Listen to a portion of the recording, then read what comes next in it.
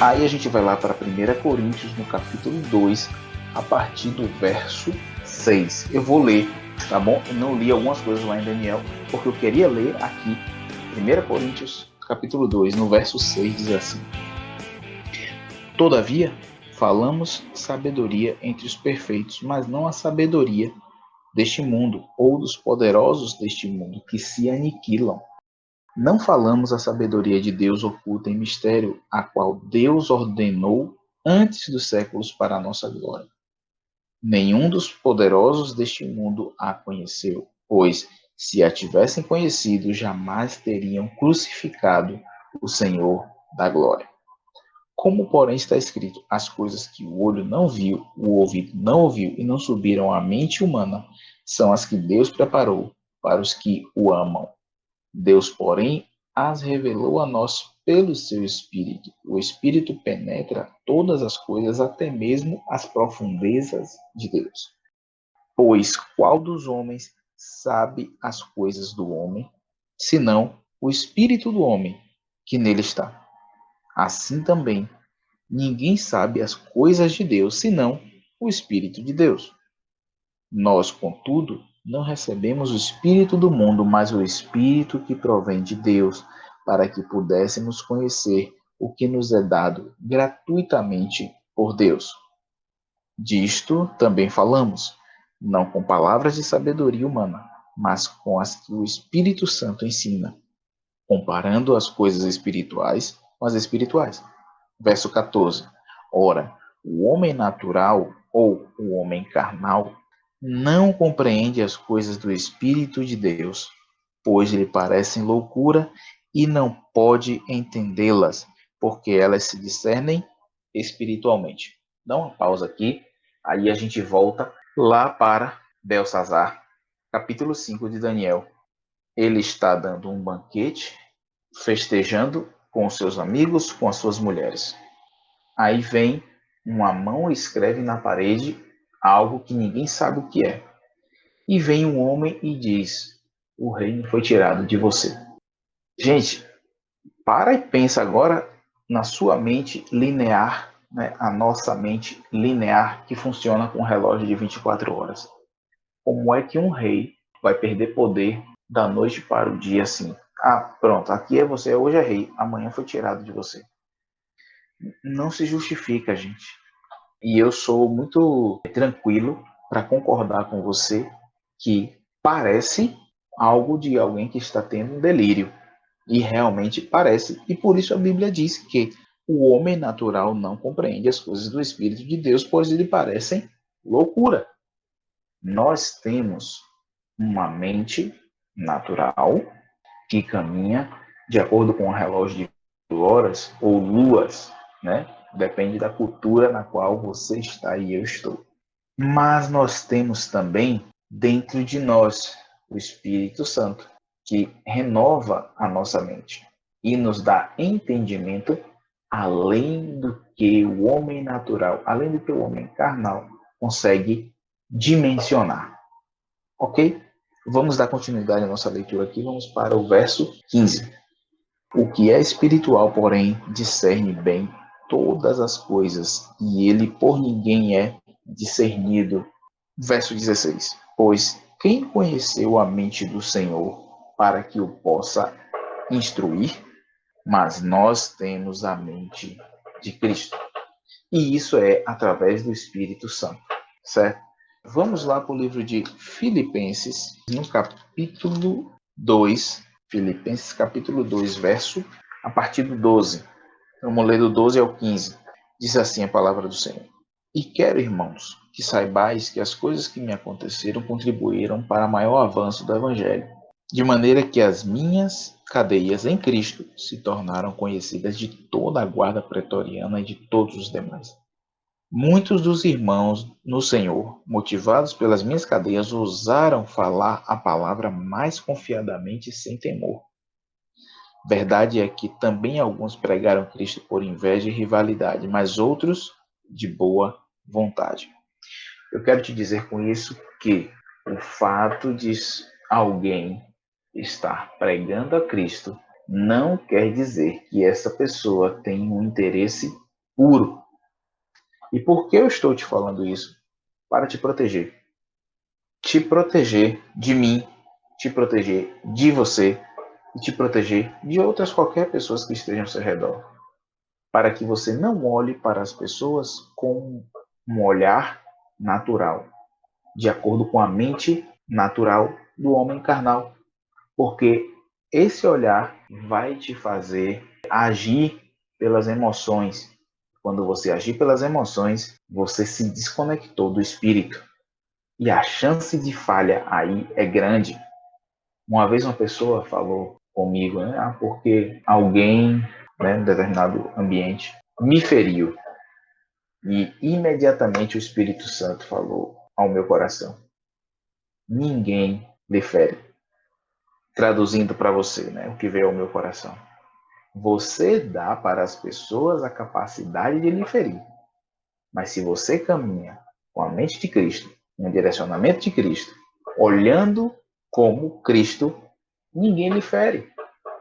Ninguém lhe fere. Você vai começar a discernir todas as coisas. Você vai começar a ser protegido de todas as coisas.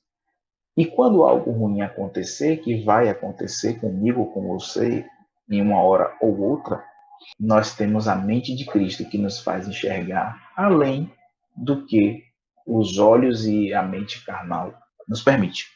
Amém, pastor. Em concordância ao que o Senhor e o que Breno está falando, né, sobre o agir do homem carnal, o Senhor ele nos deixou a palavra, né? Ele nos deixou, ele disse que não nos deixaria órfãos. Quando ele subiu, ascendeu aos céus, ele deixou o Espírito Santo de Deus conosco para nos ajudar. E ele deixou a sua palavra também, né?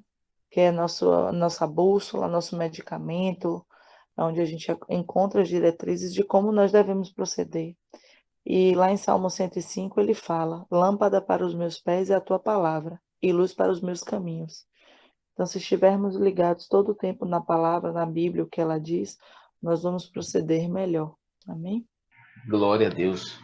Exatamente, Mari. O Breno também quer trazer aqui uma contribuição?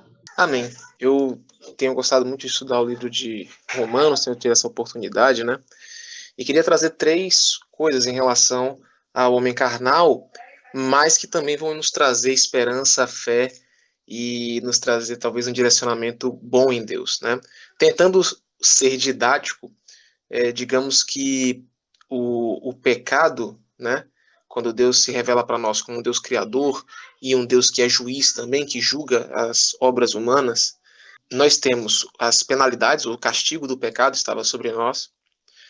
Depois do castigo do pecado que estava sobre nós, nós estávamos condenados pela justiça de Deus, né? Nós temos o poder do pecado, ou seja, por mais que nós entendamos e leamos a Bíblia e conseguimos entender que Deus é bom, nós não temos necessariamente a capacidade de vencer as obras da carne, como diz Paulo, de fazer o que é certo. E o terceiro ponto é a presença do pecado. Todo ser humano tem pecado em si na sua natureza, né? Até enquanto ele está vivo. Aí quando a gente olha para esse cenário bem dark side, bem de trevas, assim, a gente fala, bom, o que é que eu posso fazer? Quando Jesus Cristo morre na cruz, nós vemos que Deus ele dá a solução para essas três coisas. Não estou dizendo que estou tentando ser didático na questão, né? Uma, Jesus morre na cruz como pagamento em relação às penalidades, né? O castigo que nos traz a paz estava sobre ele. Então, o sangue de Jesus mostra que Deus é justo, Deus puniu os nossos pecados, fazendo com que o peso dos nossos pecados caísse sobre o seu próprio Filho Jesus Cristo. Então, Deus faz com que a paga que deveria cair sobre nós caia sobre ele, sobre Jesus, e diz: vocês agora estão livres da penalidade do pecado. Eu queria trazer para você que essa não é a única obra que Deus fez na cruz, porque Jesus disse: depois que eu for crucificado, depois que eu morrer e ressuscitar, eu enviarei o Espírito. E a comunhão com o Espírito Santo vai fazer você vencer o poder do pecado. Quando você fala, eu não consigo parar de pensar nisso, eu não consigo parar de fazer coisas erradas, a comunhão e a presença do Espírito Santo faz você ter poder para conseguir vencer esta natureza que ainda está no ser humano. E como terceiro ponto, você fala, e como é que Deus vai extirpar a presença do pecado? Deus promete um novo céu e uma nova terra. E ele diz que, nas epístolas de Paulo, que esta carne, que a corrupção não pode herdar aquilo que é eterno, aquilo que é incorruptível. Então Deus diz que nós seremos glorificados. Observe que o caminho do homem que escolhe a natureza humana é dizer que, será que Deus realmente é criador? 2, será que realmente Deus é juiz? Será que eu não sou capaz de julgar o que é certo e o que é errado? E aí observe que ele não vence as penalidades do pecado, ele não vence o poder do pecado, ele vai, na verdade, encontrar justificativas para fazer aquilo, isso é natural, isso é do ser humano, mas o caminho final é a morte. Todo ser humano, o caminho final é a morte. Meu querido ouvinte que está nos ouvindo aí, desculpe a redundância, mas se você já foi no enterro, você pode ver que existem ali milhares e milhares e milhares de pessoas que os corpos delas estão ali, debaixo da terra ou incinerados que seja. Mas para o homem que entende o julgamento de Deus e que está tendo essa oportunidade de receber as boas novas do Senhor Jesus Cristo, ele consegue, pelo pagamento dos pecados que Jesus fez na cruz, ser livre, ser chamado justo, ser chamado santo. Deus fala: você é santo na minha presença, você foi justificado, você pagou o preço. A cédula de acusação que tinha sobre você está cancelada. Mas eu quero te lembrar, querido, não pare por aí. A obra de Jesus na cruz não para na morte de Jesus. Essas são as palavras do próprio Senhor Jesus. Como disse a Marina, não lhes deixarei órfãos, enviarei a vocês o Consolador. Ser cristão, ser homem espiritual, não é apenas crer no sangue de Jesus, que nos lava de todo pecado.